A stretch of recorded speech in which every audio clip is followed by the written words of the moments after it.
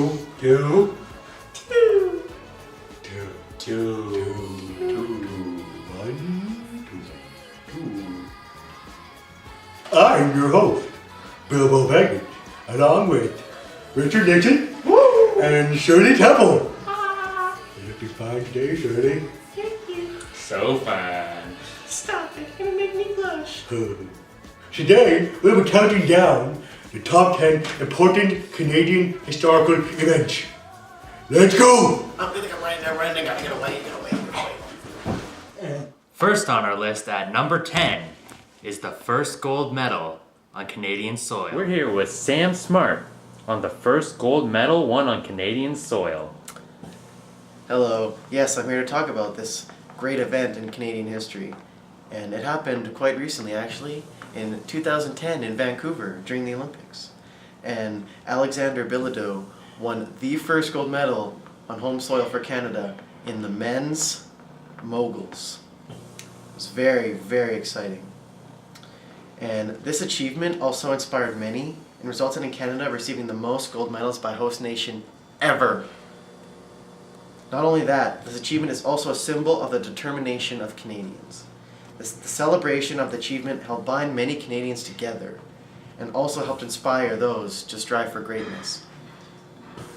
So as you can see, this gold medal did not just inspire other Olympians to do good, it inspired other Canadians to work hard. Go Canada. I'm Bilbo Baggins. For the second one on our list, we have the Quiet Revolution. Let's go! Bonjour, my name is Francois, and I am here to talk about the Quiet Revolution, which occurred during the 1960s. And basically what happened, it was a period of major change to the political, social, and economic structures of the province. The goal was to give Quebec more control of their country, and also to promote and protect the rights of their unique French culture. During this decade, there was lots of change that occurred, and a huge increase in the sense of nationalism for the French developed during this time. Well, this decade did create tension between the French and English that can still be seen today. It was very important for Canada and the creation of the identity of the nation because the French needed to assert their rights and freedoms. And also, the French wanted to make sure that they were being treated as equals and that their voice would be heard in the nation of Canada. Hi there. My name's Samuel Saskatchewan, and I'm here to talk to you about Canada's new flag, and the one that we're currently using. You see, Canada didn't always have this flag that we call ours today.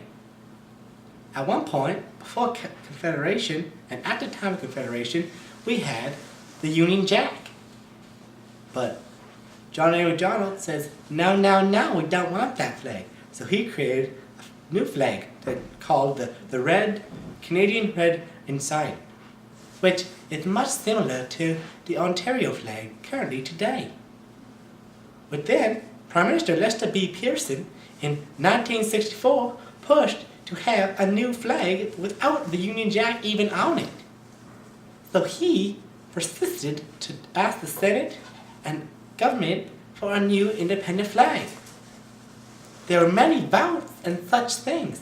And then finally, on January 28, 1965, the national flag of Canada was proclaimed by Her Majesty, and it was officially took effect on February 15th that same year.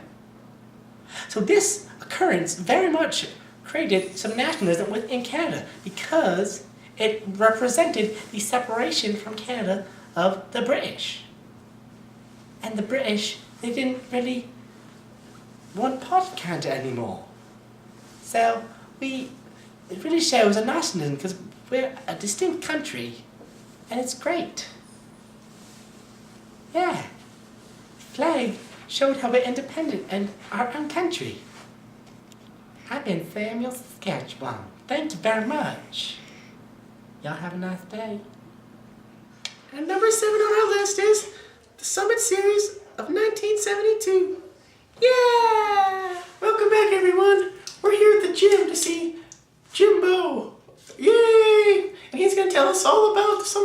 1972.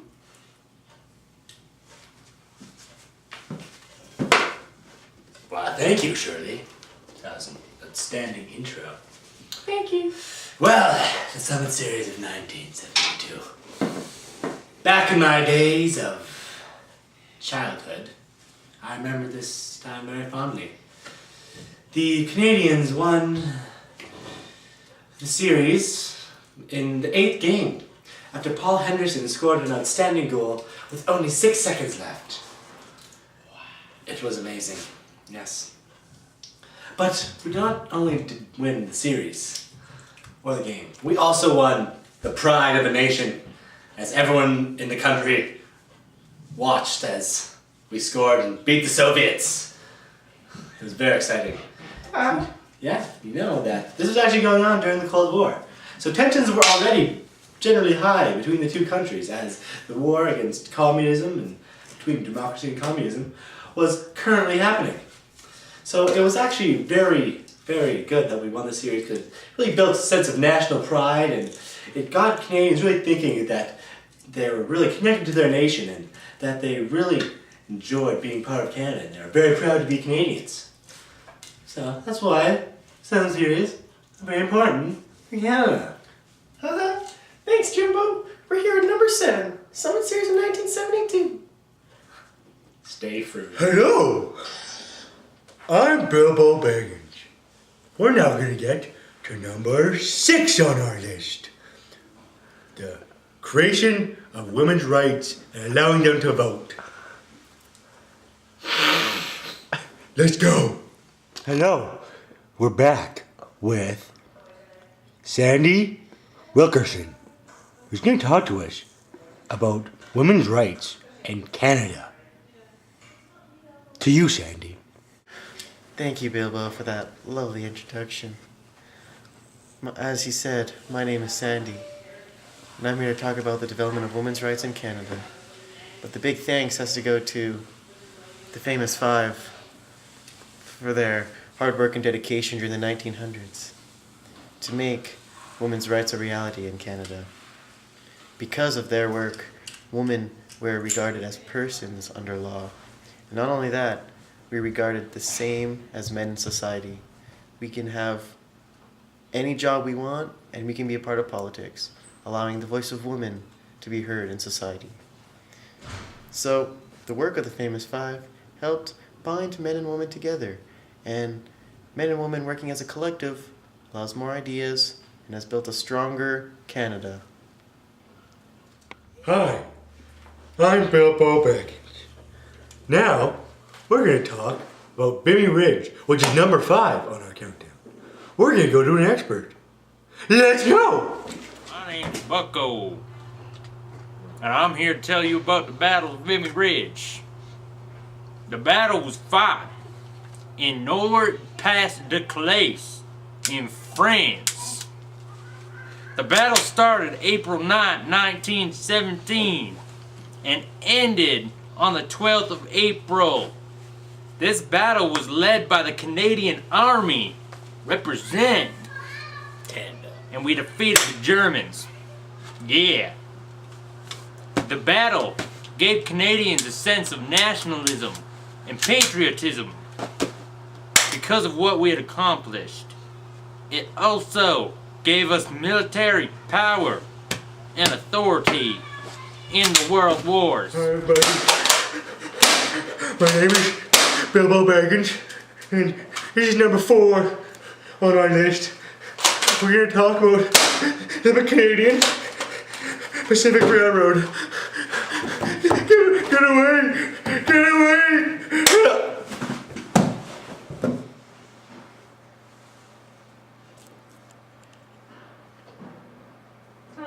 Hello, my name is Thomas, and I've been working for the Canadian Pacific Railway since I was a boy.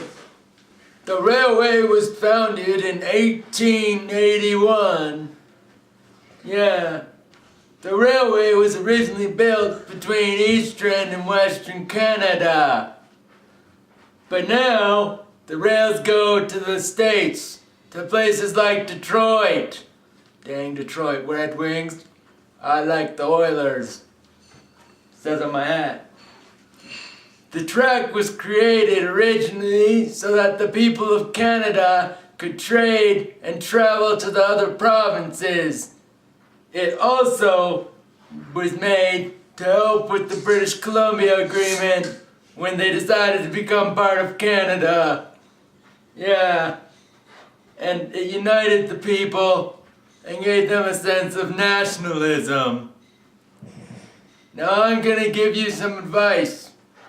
My mama always told me that you could be anything that you wanted. But then she told me I was a failure. So I became a train. My name is Thomas. Thomas the Train. And I'm 77 years old. And now, children, for number 3, we will hear from Fred Fredrickson about the Multicultural Act. Hello, my name is Fred Fredrickson. I was originally from Britain. Let me tell you about the Multiculturalism Act. In 1988, the Multiculturalism Act came into effect. This act was to promote a multicultural Canada and recognize all of the heritage of Canada and all of the heritage of all the ethnic groups in Canada. It recognizes equality of rights for people of all ethnicities and cultures. It also recognized Aboriginal rights. All in all, the Multiculturalism Act really just wanted to bring Canada together. Even though there are multiple different cultures, it brought Canada together as a whole and united them under one banner of being Canadian. Multiculturalism Act is very important to Canada as a country and has really influenced what Canada has been today. And number 2, we have the creation of the Charter of Rights and Freedoms. You monster. Hello, my name is Dr. Pamela Henderson, and I'm here to talk about the Charter of Rights and Freedoms, which became a part of Canada's Constitution in 1982. Basically, it is a Bill of Rights that grants everyone in Canada fundamental rights and freedoms. Regardless of race or gender, everyone is treated with fairness, equality, and respect. This charter has made a huge impact on Canada as a nation. It has also allowed citizens to unite together and impacts how laws are made in our country. Every single individual is considered, and this has helped create a strong nation with citizens who are respected and active members in our society. And here we are at number 1 of Nationalism 102's Top 10. Number 1 this year is Confederation. Yeah, go. Hello, my name is Darrell. Spelled Daryl, but pronounced Darrell. The Canadian Confederation was the process by which the federal domain of Canada was formed on July 1st, 1867. The idea of the Confederation was created by 36 politicians who presented to the British government in 1866. The Confederation turned 3 British colonies into 4 provinces: Ontario, Quebec, New Brunswick, and Nova Scotia. These provinces were the first members of Canada. The Confederation was extremely important to Canada and could basically be the all-time reason for our nationalism.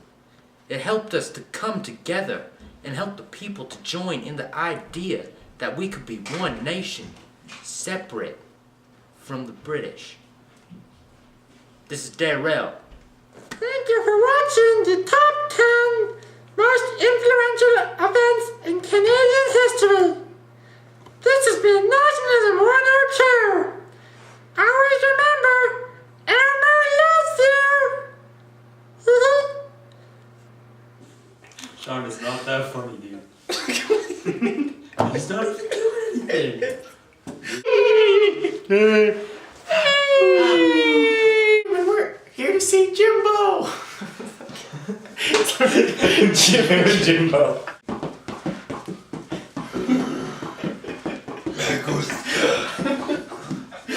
speak Spanish. Go. Hello, I'm Bilbo. I like the Oilers. Says on my hat. And first on our list is the gold medal on Canadian soil. First gold medal Canadian soil. My name's Paul.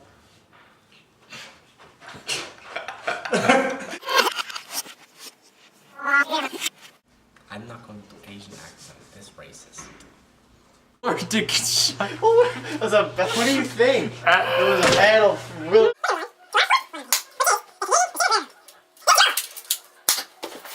How's that massage chair, buddy? That's good. What's my name? Hello.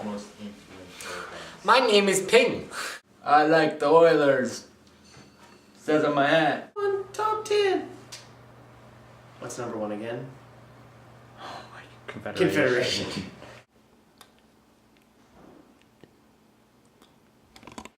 Seven, help me. Seven. I highly recommend you shower